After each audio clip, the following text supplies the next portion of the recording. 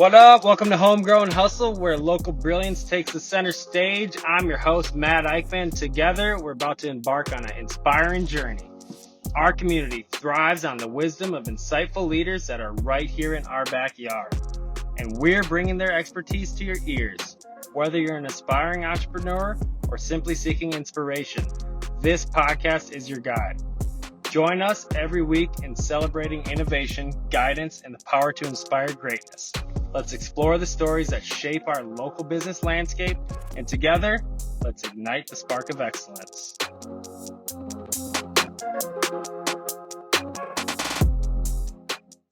Welcome to the Homegrown Hustle. We're here with a really special episode. I've got the co-owners, Annie and Ryan Balow of Thai Pop Restaurant. It's an up-and-coming, super high-grade restaurant down in the Rochester area.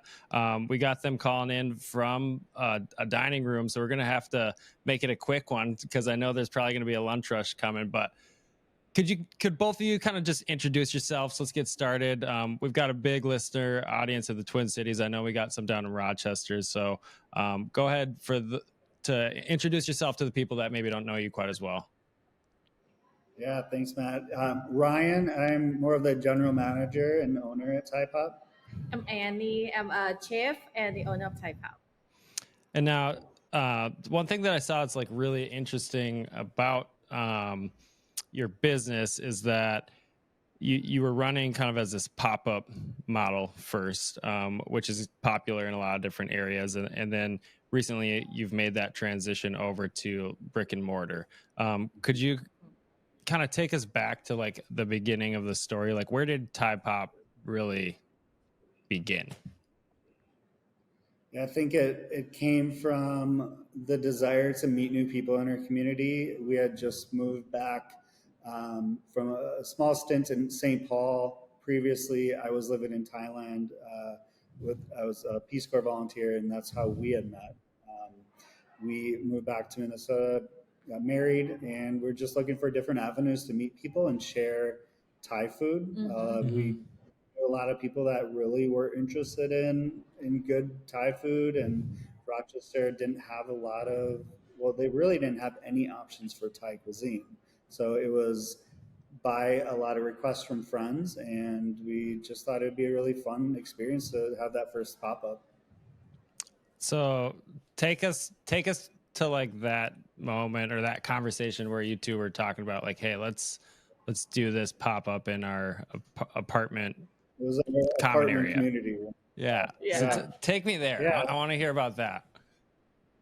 So we're just kind of playing around with like locations. We had a few different friends that were like, yeah, we could do it at my place or my apartment.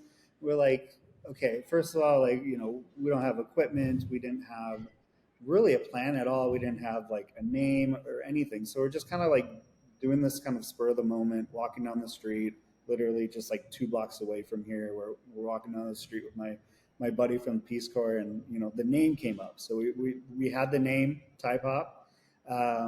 And then we had the location. We founded our community room as kind of our first location. And then Annie kind of drafted the menu on some dishes that she was really comfortable with and thought, people here might like. And then we had another friend that was like, hey, I know a lot of people. I work at Mayo and they're really interested and they're foodies. They'll come and buy tickets. So we came up with a price, and I think it was like $12 all you can eat. Yeah, $12. Oh, that's a great buffet. So the idea was not to be rich and make all this money. It was simply like share this. It was cover really like, are people even going to come to this? So like, okay, we don't want to charge too much. So it was like a drink and all you can eat. And I believe we wasn't like expect a lot of people.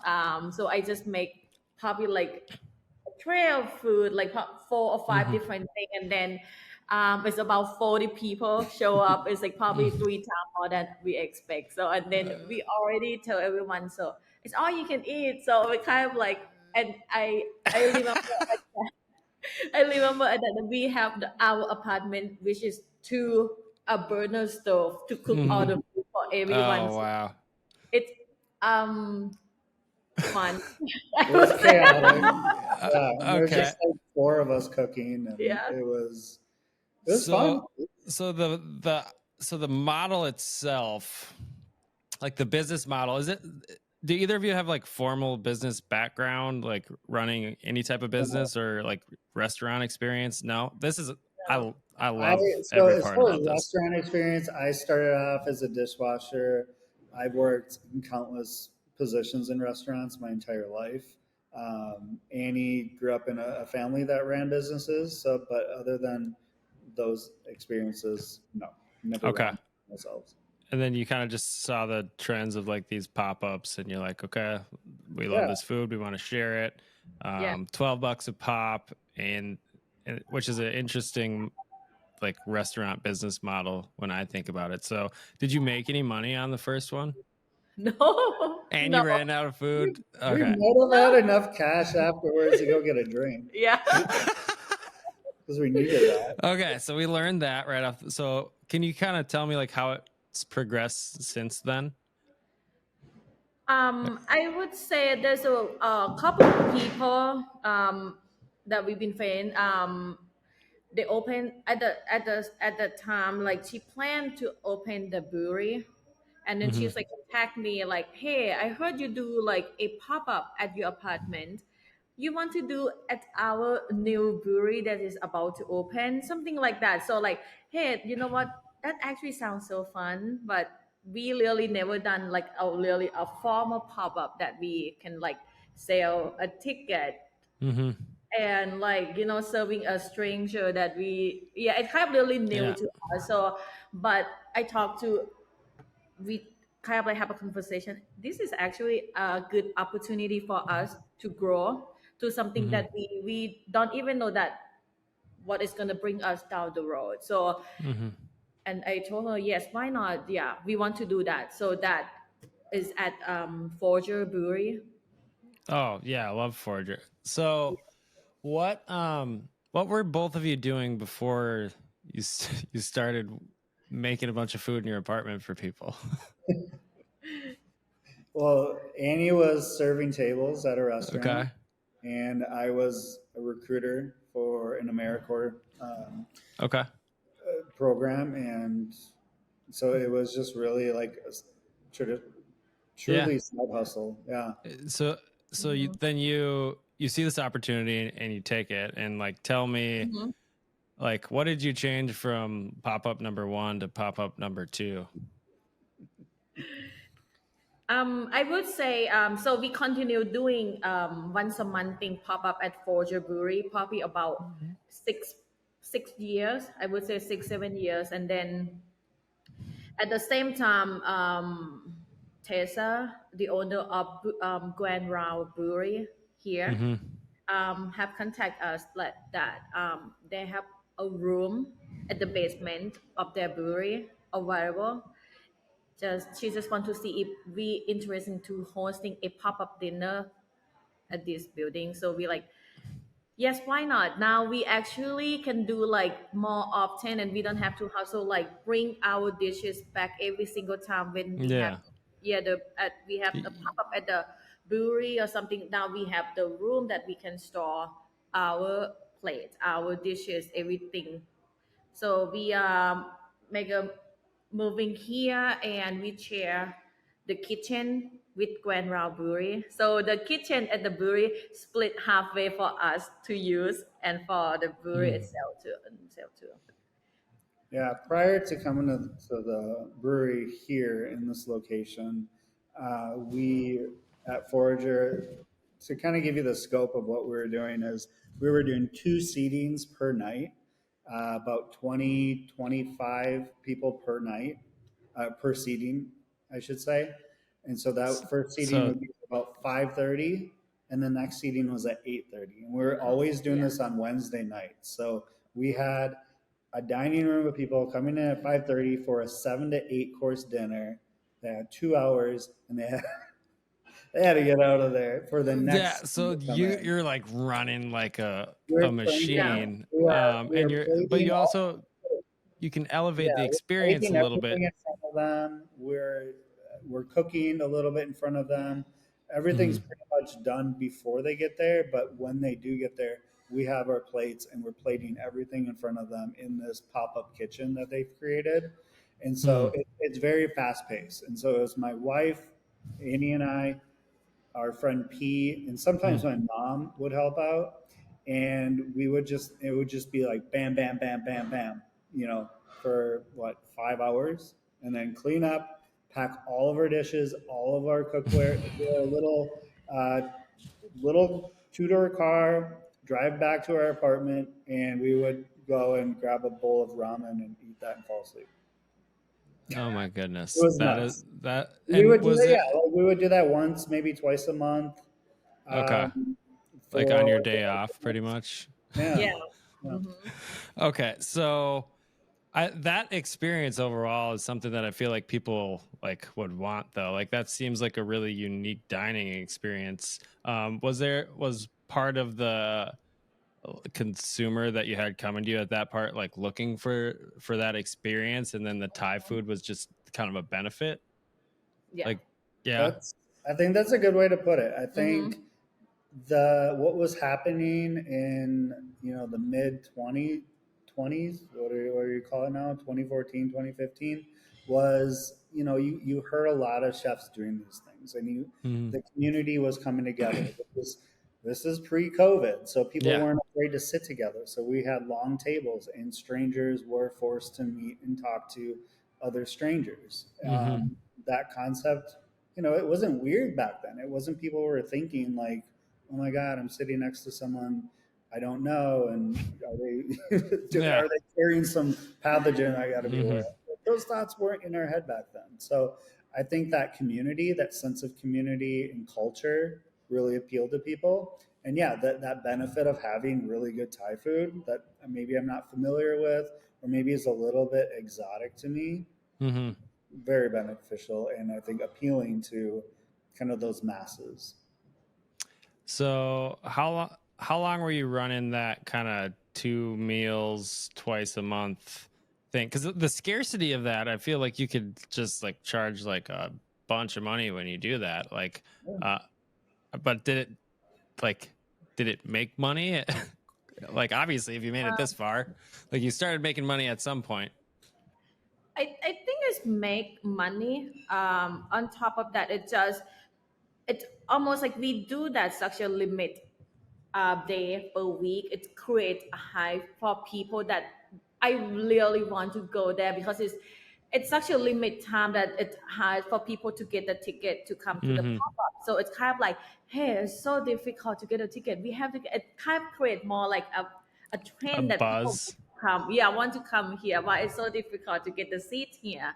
It's something like that, and people keep talking about that. I think that what make us to do that, why we the reason why we moved to the basement to do to the different location that we can do more pop-up just Hmm. twice or Yeah. once a month. So I think, that, yeah. yeah, I think when you have something that really hits, scarcity is like your friend, right? So Oh we yeah. were keeping it, very like once or twice a month.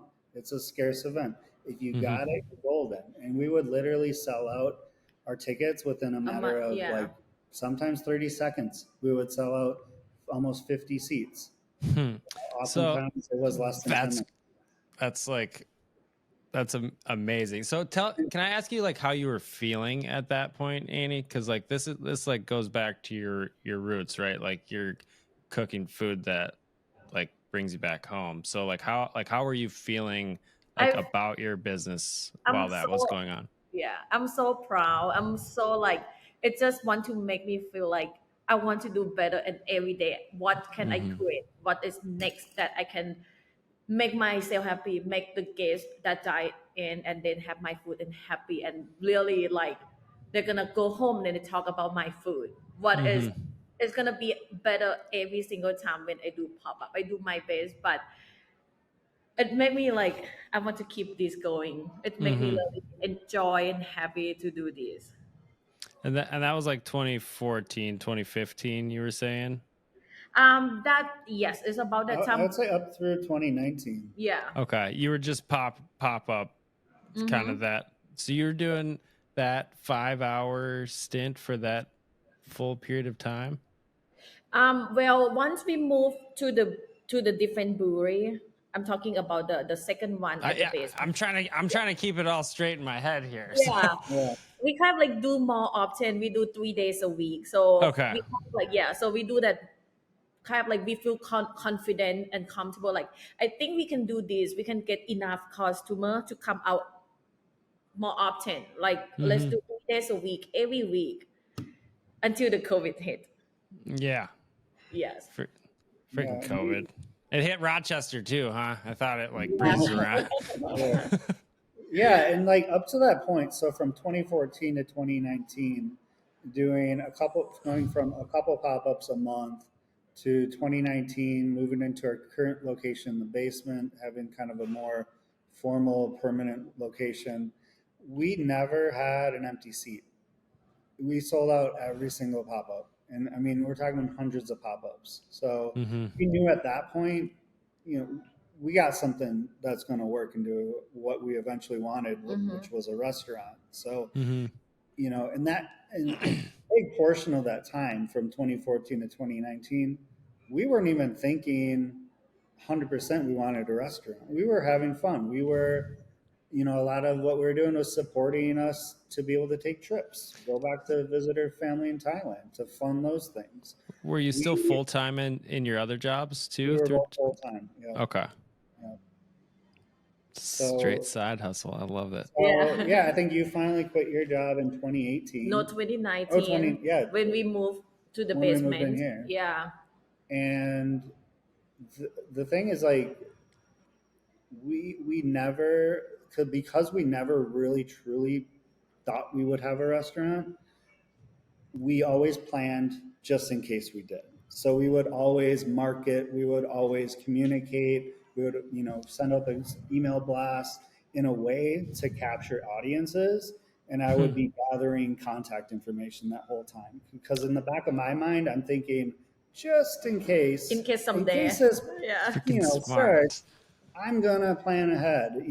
But at the time, we were just thinking, this is a fun hobby. This is cool. We're meeting people. We're having a great time doing it. But So so I got a question on that. Is that something that you learned from somewhere or just heard somewhere and kind of just started doing, or like where did that part of it come from? Because I that's think really intelligent. A lot of people don't do that. I think for me, it's kind of a person, something I just do. I'm always contingency planning for anything. That's just the type Okay. of person I am. The other big part is my sister. She's currently in a role with a marketing company, and at the Okay. time she was developing websites and doing graphic design. So she came to us actually on her birthday in 2014. She presented us a marketing packet. So we had our logo, we had our color schemes, we had our kind of marketing strategy planned for us. This is her birthday present. This is how much we geeked What out on it. what's your sister's name? Allison. Shout out to Allison. That's one of the Yeah. best birthday presents I've ever heard. So, I still have that up in the office, and it was, this awesome package. And she still works with us to this Hmm. day. She's developed all of our graphics, our website. I'm constantly talking to her about new things that we need to post on social Hmm. media. So from day one, she was always saying, like, if you're going to do this, you need to project yourself as a legitimate business, as a professional business with good logos, good communication, all these things to make yourself look like you're not just some, Joe off the street and trying to hustle something. Hmm. So that was the other part of it, that kind of those two things, my kind of natural strategy and her ability to market ourselves, kind of came together, and I think always was pushing us forward, and I think was also the catalyst to gather new audiences. Okay. So Annie, like what was the like you moved in that new like the newer location and that was like the trigger because now you're going to focus an accelerated amount of attention at the continued growth of the business, or was Mhm. it like there was just too much going on. There's no way you could kind of do it all. Like I'm trying to kind of get in your head at that transition, I Well, guess. I would say the transition after at the COVID time, that because of the tasting menu is such a small scale Hmm. restaurant, I can control everything, every dish that come out, right? And then I that why I never have in my head that I want to open the restaurant such a big scale, because no way I would be able to do that. It's just me and him. And then Hmm. the COVID hit, and no one can dine to go out or have Hmm. the tasting menu anymore. And then we turn our tasting menu to take out. That is the Oh, okay. difference for us. So it's a big learning for us that Yeah, the make whole me business changed. that Yeah. totally, yeah. Our business model went from the night Walls came on TV and said there's going to be a lockdown, flipped itself on its head. I'm on the phone with my sister. I That's said, we got crazy. to do something about this. What are we going to do? She said, all right, tonight, I'm going to revamp your website. I'm going to create an online ordering platform, and we're going to do takeout. Within That the next day that we were to have a pop up, we were now doing pre-order takeout shut up. 2 days a week. 3 days a That week. double Yeah. shout out to Allison. Like being able to like pivot There's a so blessing. fast. Like Yeah. that uh that capability in business as it scales, like it becomes really difficult. Um and having somebody like that advise is fantastic, but like Hmm. actually seeing that and understanding what's going on, like as a growing business, like you've just always had to figure it out, right? Yeah. Yeah. Like all the problems that like maybe more quote established businesses might have been running into, like this was just kind of part of what you've had to do for the last few years, like make it happen. It hasn't just all been rainbows and unicorns. So it Hmm. sounds, and correct me if I'm wrong, but it sounds like you kind of just like caught it in stride and like just kept moving, which like I've talked to a lot of people about how they handled COVID, and you were the first one to really respond like that, I which Yeah. is think amazing. she had a lot of foresight. I remember her very vividly telling me, "This isn't going to last 6 months. This isn't going to last a year." She knew it was going to last much longer than that. She's the only person that really told me directly on that, and so it was literally a fight or flight kind of deal. Hmm. And we're fighters, and we're going to go through with it. Yeah, So, I think it's really it like I mentioned that before, like we never like have any experience of doing such a big scale, like a takeout, like be hmm. right downtown for people, take off from Mayo Clinic, people around here that the restaurant is closed and where else they're gonna go, so there's gonna be takeout food. So we get a lot of people calling in takeout, but it's only three of us working in the kitchen. So we, Oof. for our first day of pickup, we don't, like I said, we have zero plan what we're gonna do with this takeout. So some people waiting like an hour for It was a takeout, mess. a mess It in was the a first mess. day. Sorry, you can apologize to those people. They'll probably listen to this. We feel really bad. So we go home, like me and Ryan went back home. No, we have to create a platform. We have to create a pick up time every half hour, 15 minutes. I think. Yeah, we staggered it out instead of just kind of like come pick it up when you're ready. And we were just doing like literally like crock pots of like curry Yeah. and, and trying to Yeah, get it out to them to like, okay, you're going to be here at this specific we time set and up we're going to have it So times. ready. you like went to like a micro pop up, like if you don't get in this time, you don't get Yeah, to yeah. do it. It's Yeah, like And you that have to plan structure it out. allows you to be really efficient and effective with Yes. your time, yeah, which was super limited. That's yeah. really, and like everyone else ended up doing that, but it sounds like you guys did it like what were day 3 after it was announced. Yeah, Like we what? do. Yeah, we let people. So it's such a, like I said, it's such a small amount of people who work in the kitchen. So we let people pre-order the food on Sunday night, Mhm. and we serve the food on Thursday, Wednesday night, Friday night, and Saturday night. That we sold our takeout on Sunday night. I So mean, now Yeah, Yeah. not only are they like, oh, I'm really hungry for Thai food tonight. Yeah. Oh shit, I'm hungry for Thai food in like 4 or 5 days. So like you had to really plan ahead for this. And that help us to kind of like manage about how much food, how much time consuming do I have to make. So we limit like 10 order per half hour, and pick up time next slot is 6 o'clock. So I have us people to collect food at 6 o'clock. Next one is 6:30. I have another set of people, but everything is planned ahead since Sunday. That's how And we. well, and so I mean, your food's amazing, right? But like, would you credit your food or the structure and strategy of your business at that time with the success It was the food. that It was the food. The structure and strategy helped out with the efficiency and like kind of bottlenecking things, Mhm. but it was definitely it was the food. Okay, so the business itself, like we all know what happened to restaurants in COVID, right? But that didn't happen to you guys. What, like, how did your business from like a revenue standpoint like progress through that terrible period that we call COVID? So when we were talking revenue, I think, once we did start doing takeout, Hmm. that's when the revenue started, adding up, and we're able to save money. And at that point too, we Yeah. knew that this is something we want to do. We knew we wanted a restaurant. We were actively looking at spaces during that time. Um, Not so much while we were doing takeout, like I should say prior to that, like that in 2019 when we were doing more of the permanent space, Hmm. we were actively looking, and there was probably 4 or 5 places that we were like ready to sign the lease for.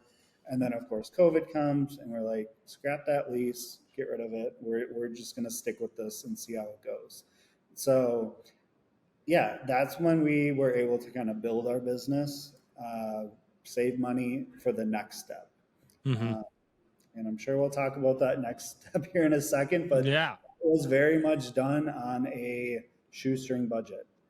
We were very fortunate to be able to have people supporting us, giving us the opportunities that we got after that, Hmm. because it is not something that's going to happen for everyone. We were very lucky. So Rochester is larger. Do you know the population overall? It's, let's say, 170,000. Okay. Um, uh, what percent of You look at the the signs residents do you think have had your food? right now. Is it I would enough? Do say we need to get up the percent a little bit? if I go out, I'm talking about a restaurant all the time. It's our baby. It's pretty rare that I bump into someone that hasn't had it or hasn't heard about it Hmm. in Rochester. Okay. I have to come down. I'm not from Rochester, obviously. I did have a stint where I played for the Honkers one summer. The so I have spent some time down there. Um, okay, so you crushed it during COVID. You really realize, hey, this is a real thing. All these contingencies I've had, we're gonna it's gonna work out. So like what were some of the lessons like through that time that you learned and are now like applying in your business in its kind of brick and mortar form? I would say making the food in the big volume, how to organize the time in the back of the house is create like a confidence for me that, you know what, I think I can do a bigger scale. I can do like a something more like like a dine, like a full service. I think we have um experience. Hmm. I think we have, yeah, I think that what is build my confidence that I think we can do this. Yeah, Yeah. it's kind of that we learned that the method behind serving food and getting food out from the line to the customer in that Well, takeout process, because before it was so regimented. It was very thought out. We knew exactly how many mhm. people we had, how many people we had to serve. what food's going to come out to that point of, okay, if 30 more people walked in the door for takeout right now, we could serve them. And Hmm. so that kind of just that confidence of knowing that. Well, and like I think the the fact that you like you don't have like a lot of like background in running these type of businesses, I think that's like a major like benefit and like a superpower here, because like all of like the formalities of those businesses, like you're having to learn them, which might be difficult at times or have to learn the hard way, but it also didn't prevent you from pivoting along your journey, which Mhm. which is amazing. And like I feel like I just need to make the 2 hour drive down to Rochester right now. um do you have any like vision of like scaling like the pop-up up into like the Twin Cities areas or anything like that? Right now, not, but I'm doing. I feel like I have the moment that I've been thinking that I'm missing doing my tasting menu so much. So we actually plan to do tasting menu next week for 3 days straight. The ticket is already sold out, but I want to do more often. I want to create more, and it's just something that I don't see a lot in Rochester, and every single time when we do that, it's like people keep talking about that it tell me that people wanting more of this. So that what make me like, maybe like, that what is another goal that we want to do, just a tasting menu, a Thai food tasting menu. That I think that is what is my goal to, Yeah, that at what I least want to for see. like this fall winter Hmm. period, I would anticipate, seeing a lot more of those happening. Okay. These Can I kind get of, a ticket? Can you give me like a heads up on one of those so I can maybe take my wife down there? you Like know that'd be how cool. popular they are. It's gonna be hard. What if I said like pretty please? So how do people like get the tickets now? I know you've got this massive database, but Yeah. outside of that, like how do you notify of that part? Is it going back to your roots, kind of what you did? So that's interesting because I think some of the problems that we have are, and they're good problems to have. You have customers that follow you over the years, and we have Hmm. so many customers that have been with us since day one for 10 years now. And part of the problem is kind of growing to a point where we can do enough of them to get new people in. Because whenever we have a pop Mm. up, if it's so far from, the last pop up, those same people are the same people that go get tickets right away because they kind of figured out the formula of how to get a ticket, and which is to set your alarm and be there right on time and click right at 7 o'clock when we have them on sale. And so the struggle that we have is getting new customers in the door and trying to find ways to introduce that to people that haven't had our tasting menu. And so I think, and I'm hoping that this winter, when she can take more time and have more of a permanent spot to do those tastings, that we can introduce this to even more and a greater, Hmm. bandwidth of customers. So how many customers can you have in your restaurant at one time right now? So, so I think with our patio, it's around 130. Okay. And that's a long way from the 20 you had at the first pop-up, or Yeah, Yeah. what. yeah, Like that's so that's amazing. Like you two should be really proud of yourself. Like what you've done is like really really hard and a lot of people failed. So like round of applause, like it's amazing. The only questions I have are like like where do you see it going, like further than just this fall and winter, but like 5 years down the road? um I know before we got on air, Ryan, you were talking about how like just sharing this cuisine and like how amazing Annie is at cooking it is like one of the passions that you have behind it. um so with that type of passion, like it doesn't stop in Rochester as I'm thinking about it, but maybe you two have a different vision. Well, what we said at the beginning, me and Ryan, we were talking that we want to have a farm to table. That is our goal. It's something that I've been enjoying, serving the food, every single dish that I can actually prepare by myself and Mm-hmm. plate by myself. That is my goal. That what I want to actually know where's my food coming from, the beginning until it's delivery to the customer. That what I want to do. Is maybe like we want to do Thai pop for, I don't know, 6 7 more years, and Mm-hmm. then that if we build and confident enough, we have, you know, One a second. space that we can do a farm to table. That Sorry that about that. our goal. So that is I love that. So six to seven more years down the road, you're still trying to like continue sharing this. Yeah. That's Mhm. amazing. So is one of the hurdles kind of getting like the new people? I don't know. Are people coming down like from the Twin Cities, or is it just like Rochester? No, we have a lot of people from Wisconsin too. Okay. Yeah, Twin City too, just come to eat, and a lot of people that our server have talked to. Oh, we just come to Rochester just to eat a Thai pub. It's a Mm, lot. Yeah. I have a lot of people who has the family here in Rochester that come to my tasting menu, just drive all the way here just to have like a dinner at 6 o'clock mm-hmm, and drive back to the city. Yeah, we mm-hmm, have a lot of yeah. Yeah. Yeah. And that hurdle, you know, it's overcome by those that know us and that's come before, and they bring their friends. So it's spread that way, and mm-hmm. then those lucky individuals that do get a ticket, um, that they can come. So yeah, it's a big hurdle. We're just trying to get over that, introduce it to new people. Because like everyone, you know, if they want, they can make a reservation at our restaurant, come in, try her food. But you know, it's such a different experience, and you know, you can't really get that same experience at a restaurant because you don't have her talking about each dish Mm-hmm. while she's serving it and really getting the background.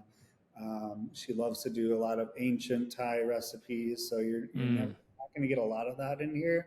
Or if you do, it's not going to be as appreciated as it would be without her story and those kind of reasons behind Mm-hmm. it. I love that you've kind of created two separate different ways to like experience the cuisine. And like, cause really it is, we're talking experience. One is you're, you're kind of coming in, um, and getting this deep infusion of information and story behind it. And that like really elevates the experience. And the other, like, sounds like you just got a really badass restaurant that people just want to keep coming to. So maybe your biggest hurdle there is just having enough seats at times. Um, but like from a marketing standpoint, with the database you've built, are we talking like social media? That's like part of how you've grown, or is it really just like email? Like, tell me a little bit about some of how the I back end think, of that works now. yeah, so I say early on in the day, it was all email, social media, Facebook. Mm-hmm. I don't even know if we had like No, we don't have Instagram at that time. Instagram account until probably like 2018.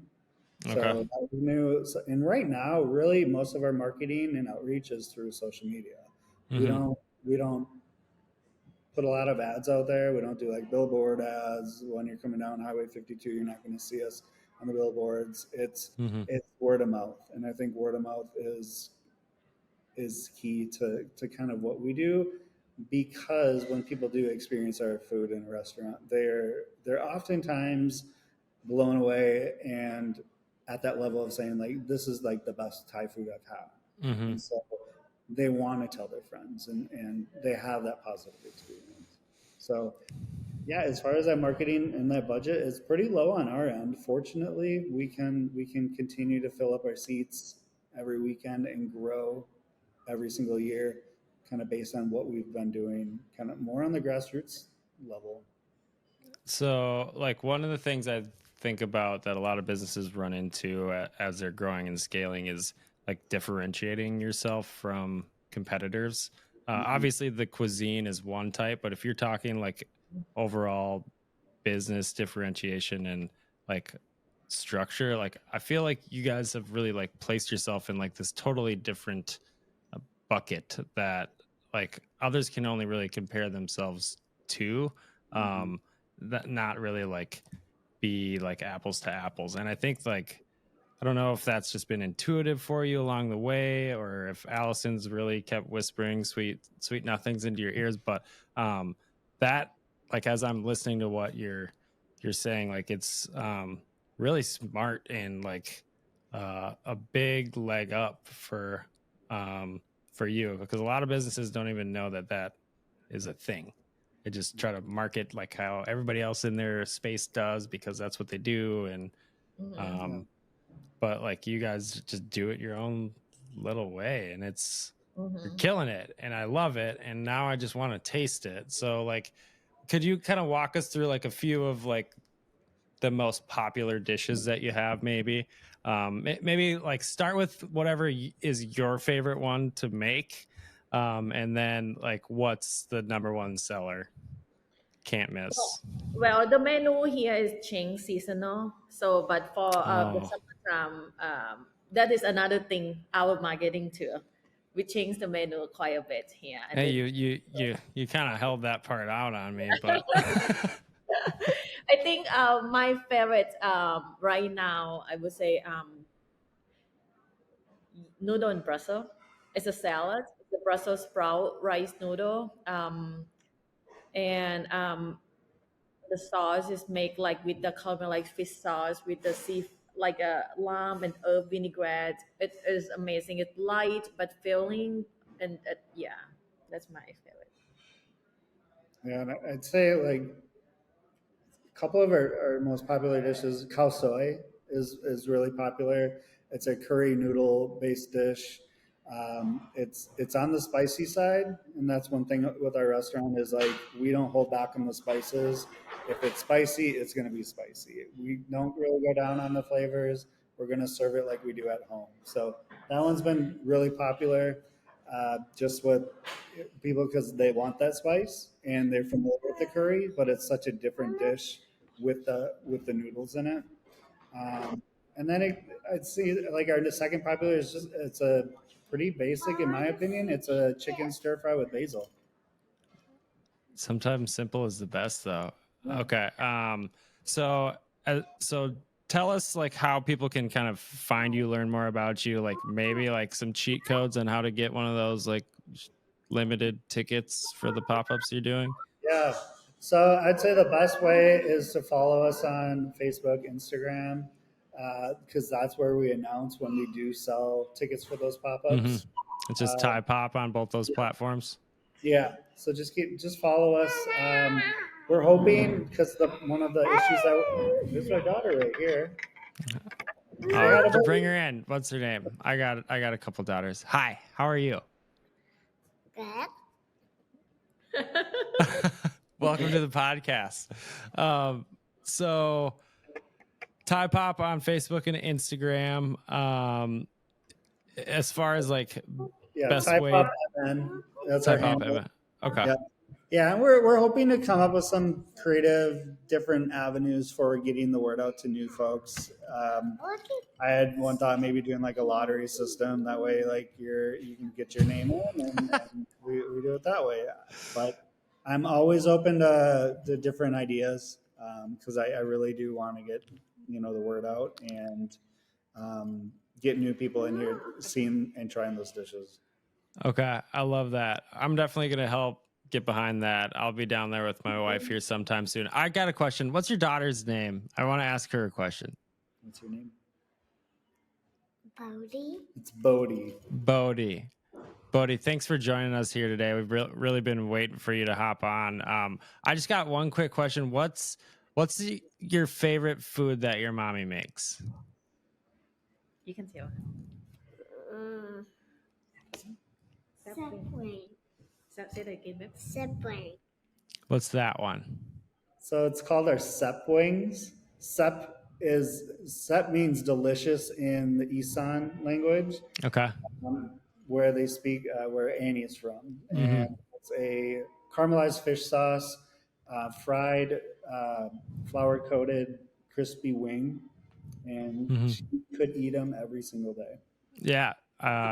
Yeah. Well, you heard it here first, everybody. Like that's a can't miss menu do that. item.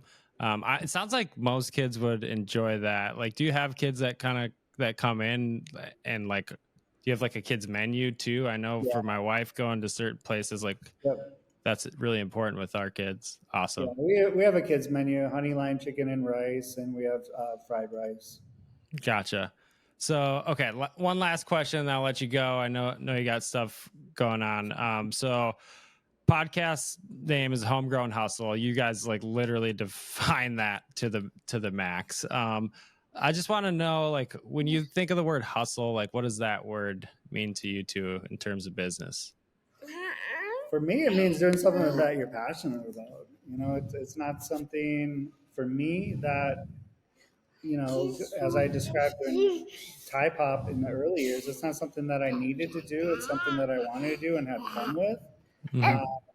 Whether that's to share an experience or a product or to make money. I think that's, for me, it conjugates, you know, happiness and having fun and being playful.